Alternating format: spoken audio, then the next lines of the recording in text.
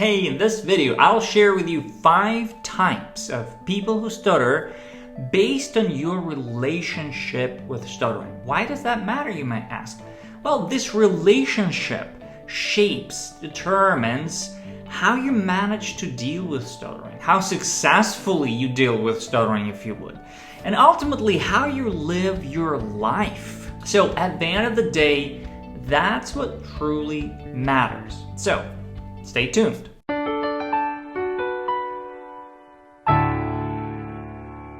Now, in this video, we're not talking about the types of stuttering. That's a separate topic.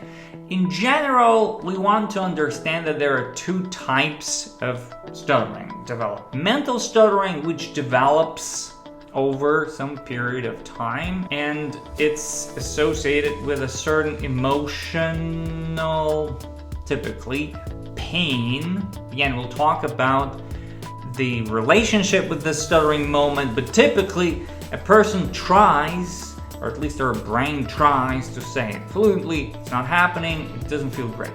Neurogenic stuttering is more even, more flat, more consistent. Stroke or more structural damage in the brain causes that consistency. So people who have neurogenic stuttering will be the category number 5, and the first 4 types belong to developmental stuttering. So let's dive deeper into those first 4 groups. So the first type of people who stutter feels rather helpless about stuttering, even I would say depressed, so feels bad about it. Stuttering feels like a huge life-shaping problem.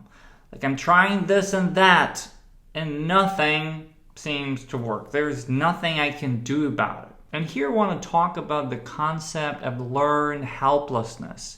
It's crucial that you understand how it works. And this concept was vividly demonstrated by Dr. Seligman. So we want to compare 2 groups of dogs. Both were affected by electric shocks. But the first group could escape the shocks by pressing a lever. And the second group could not escape the shocks no matter what they did. And then the key part of the experiment was both groups were put in the same environment. The only thing they needed to do to escape the shocks in this situation was to jump over a low barrier. The first group, who previously had a chance to escape it differently, learned to jump over the barrier pretty quickly to avoid the shocks. But the second group, who previously didn't have a chance to escape, simply lay down, whined,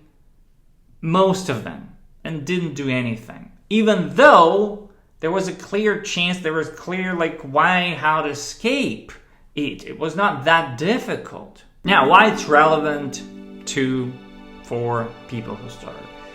Obviously because I think everyone has experienced that feeling where you're trying to do something about it and it's not working. You still stutter. So we people who stutter are all exposed to this learned helplessness. It's a big question whether we develop it or not, again, to which extent, but we are all exposed to it. And that's something that we want to realize. So it's very easy to develop this internal state where don't suggest me anything new. I've tried everything, nothing works. I'm not gonna try. And that's very rational because we don't want to spend our energy to put effort into something that doesn't bring any results. It's not efficient. It's not rational. Especially when I've tried already many things. Somebody has promised me a cure. Somebody has promised me improvement. Nothing. So why would I bother anymore? Now, the second type of people who stutter is just the opposite. They want to improve. They want to change. Coming back to the learned helplessness experiment with the dogs, those who develop this learned helplessness were not completely helpless. So what they did with those dogs, they took them and physically moved over the hurdle, over the barrier several times to develop a new understanding, feeling, feedback. Wow, you can escape. There is a choice. In our case, with people who stutter, there is a way to speak on your terms, where you decide, you take the lead. And the way to develop it, again, not through some miracle magic pill, take this medication, take this device or app or something. There is no, again, stuttering cure that in an instant changes everything. We need to expose ourselves to new experiences where we feel that there is a choice, that we feel that speaking can be the source of relaxation, not the source of tension. So that exposure develops new feelings and develops a new emotional state that we're looking to have while speaking, while interacting. Group number three of people who stutter, they manage to deal with stuttering. And it's a big spectrum.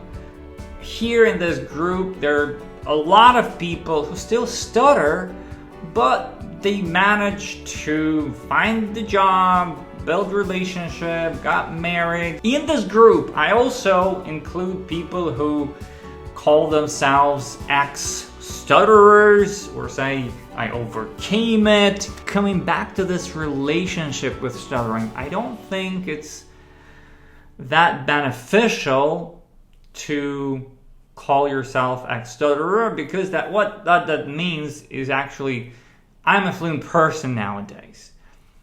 And it's tricky when you say I'm fluent, or you want to prove everyone how fluent you are, and at the same time maybe you're cautious, you're not sure, I want to say fluently, and run away. This is not quite the emotional state that you want to have, because that avoidance, escaping, playing safe, that's the state, stuttering state, right? It's very easy to come back to relapse and come back to that first group where we feel bad and hopeless. Group number 4, that's people who preach open stuttering, acceptance, and actually saying that stuttering is not a problem. It's just part of who I am, how I speak. We should not be ashamed of it. We should not hide it. And maybe here the idea goes that if it's not a problem, why work on it? There's no point. We can just speak stuttering and that's it. And if we come back to the relationship with stuttering, the first group, very bad relationship, panic, feeling very bad about the second, hopeful, we can explore, we can do something about the third group. We manage, we deal with it, and we live our life.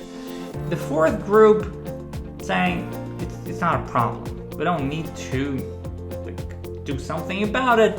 It's not a problem. Again, this is a very great conscious choice. I respect this idea. I do believe that getting free from stuttering is a path of acceptance, but there are different types and kinds of acceptance, actually. My view and my path is combining this fourth category with the second category. Then you preach only acceptance and you're not helping your body, your brain. They can respond automatically their own way. So we can say I'm not ashamed of it, let's go for it, but some part of your body, of your brain can respond differently. So when we combine it with helping our body or brain, it's way easier to truly accept it. When the stuttering happens, glitch happens, no worries. It's not a problem. So it's way easier, more effective to develop this response, this approach. And category number 5, neurogenic stuttering. We mentioned it in the very beginning. People who stutter more consistently, that's more structural damage in the brain. Now, of course, this is very fluid, and what I can clearly say is the first group is not where we want to be. So again, all of my content is aiming at moving you from this first category into second, third, fourth. You pick, you choose, you can go back and forth there, but please don't stay in the first one. There is a lot we can do about stuttering, about speaking. This process, again, no matter which path you choose, more acceptance, more openness, or more working on your speaking, it can be very transformative and rewarding. I have a separate video about 10 facts about stuttering, where you can learn, for example, that people who stutter have been politicians, actors, musicians, singers, the president of the United States, right?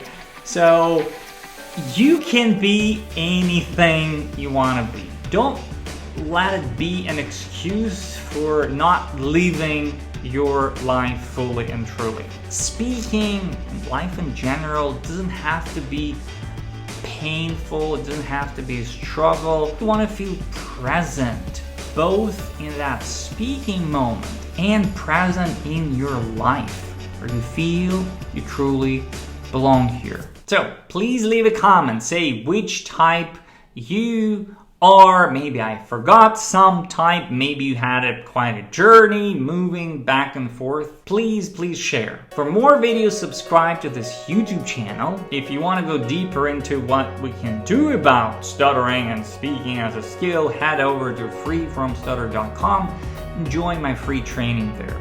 For more interaction, join the Free From Stutter Facebook group, and I'll see you in the next video.